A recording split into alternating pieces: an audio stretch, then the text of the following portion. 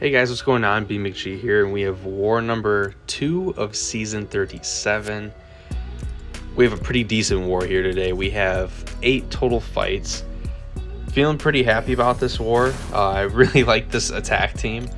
We have Overseer, Sim Supreme, and iDoom. iDoom and Overseer are rank 4, and Sim Supreme is probably going to be my next rank 4, so just a lot of fun using these champs this war. But we have Warlock on path 8 to start in section 1, so we're using iDoom here. So the whole goal here is to have more buffs than Warlock, so we get the Fury passive. So the idea here was to Dex, because iDoom has armor buff at all times unless it's removed. So the whole goal was to ramp up our Fury passives, but I forgot that there was the Feats of Power node, which gives Warlock a Fury when he passes a bar of power, and then I think Cruelty when he passes a bar of 2, or 2 bars of power. Sorry. So right here we go into our special 2. That's pretty decent damage. iDoom is immune to shock, so Warlock is not placing shock on us when he activates a special 1 with his infections up, which I think is pretty awesome. iDoom's really good. He's such a good champ. I joke around with Mike calling him bad because Mike doesn't have him and he really wants him, but yeah, I'm kind of mean like that sometimes. But Warlock down. Next up we have Nova on the second node here. We're using Sim Supreme here. There's Mystic Ward, but Stagger still works on this node, so just some cool interactions that you guys might want to take advantage of if you want to use Hood or some other Stagger champ. But I didn't mention it earlier, but in this war I do all my fights in one set of boosts.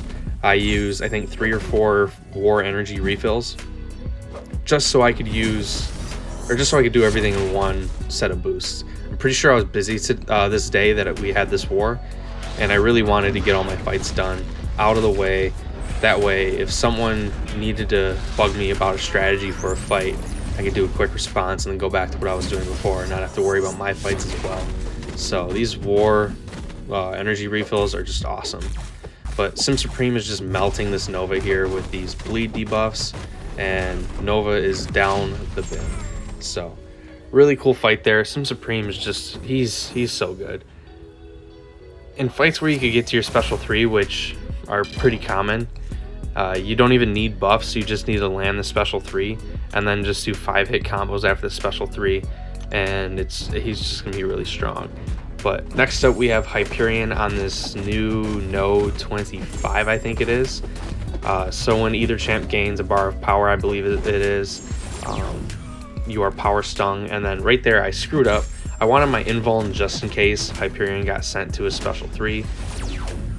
It's really not that big of a deal that we don't have it, because Sim Supreme still has some safety nets built into his kit, which, you know, we'll save our butt later in this video. But yeah, it's just, I'm not entirely happy with how this one's playing. I don't know what happened there with that special 1. I don't even remember what happened, but we dropped the special 3 here, and we're going to start dealing some serious damage to Hyperion. I love that animation. It's so cool how he just throws them into that portal. But Hyperion is now at his special 1, and we're about to push him to his near special 2. These 5-hit combos just stack up the bleed debuffs and melt him, but he got shot to his special 3 due to power snack. And I mentioned earlier, Sim Supreme, when he has his armor up passive, he reduces max damage, I think, from certain attacks. I can't remember the exact wording, but I think like damage caps at 50%. So special 3s will only deal a max of 15%. But next up we have Kitty Pryde on path 5, Ebb and Flow Intercept and Sadist. We are using iDoom here. I didn't pop a health potion. I probably should have, just in case.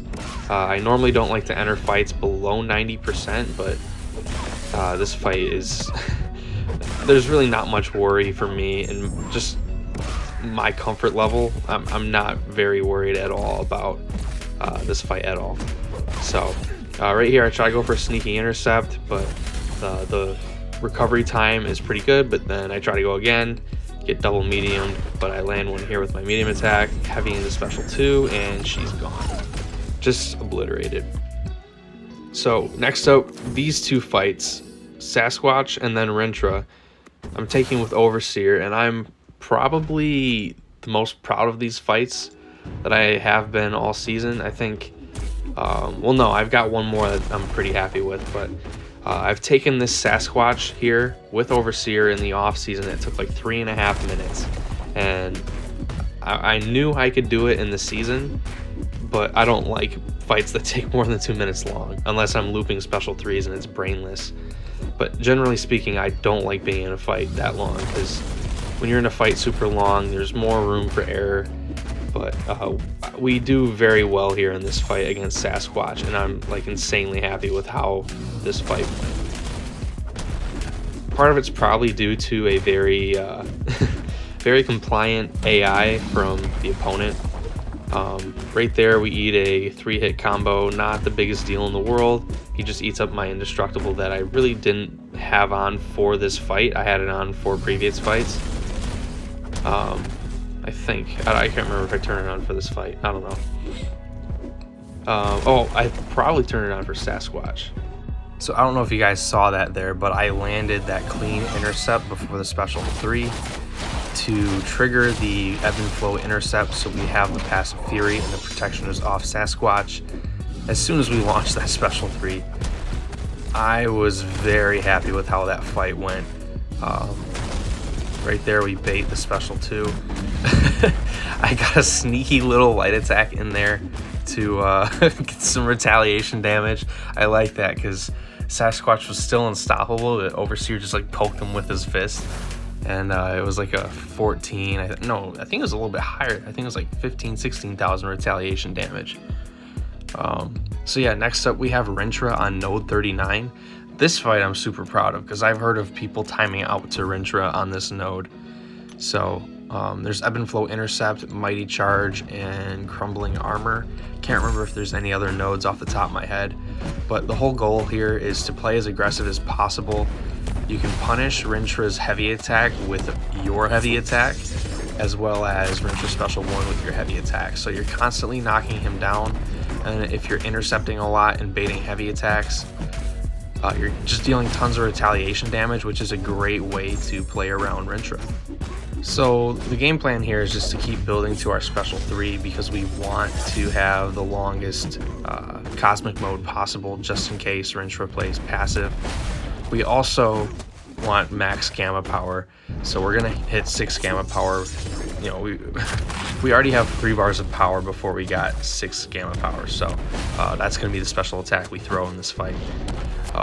And then the other thing that is kind of tricky to play around is getting your Fury buff from Cosmic Mode up without getting it neutralized. It's not the biggest deal if it gets neutralized, but you really want it to maximize your damage and really increase your damage to get this fight done. But Rintrah's at 29% health. I think pretty closely we will get our Fury buff. Right there, we got it. The heavy attack was enough to push him over his special 1, and now we just finish him off with 3 hits. So yeah, really happy with that fight. I was really worried about that fight for some reason, but I'm glad that there's no reason to be worried. Next up we have Bishop on Safeguard, and this is a textbook iDoom fight. He's just amazing for this fight. I'm pretty sure he was built just to counter Bishop. Obviously he's gonna be great for other things, but like his goalpost was to be a great counter to Bishop, I believe. So he's one of the best. Every time you try to shock Bishop, you'll just replace his prowess with energy vulnerabilities, because Bishop will try to gain all kinds of prowess, and iDoom will replace those prowess immediately with energy vulnerabilities, which is really cool. So he doesn't really remove like single prowess. They have to have multiple prowess, or like gain multiple prowess at a time for him to remove them and replace them with the energy vulnerability. So he's really good. He's really great there. All his damage is red numbers, and he can't crit, so he's really good for those nodes where red numbers shine. Next up we have Cersei on node 49. This fight we did last season, we figured out it would work. I saw it on YouTube and we tested it with my rank 3 Sim Supreme and it worked. So this isn't as clean as it was before. I thought that, well, yeah, you guys can tell what's going on. Baited a heavy attack and then resisted the second hit, and then what was it?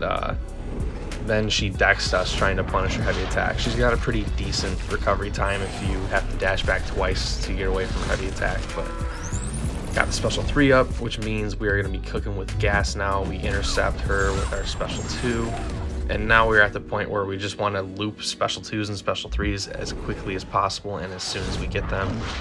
So we got our special 3, we drop that, wait for the animation to be over. It's just a ton of damage. It's insane. That's 55,000 damage.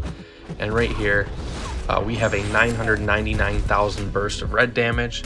You love to see it. So yeah, that's it for this war. Really happy with this war. I boss rushed, or not really boss rushed, but like I rushed my fights to be done with them pretty quickly. So yeah, if you guys enjoyed the video, hit like, sub if you're new. If you already subbed, you know I love you. See you guys for the next video or stream. Peace out.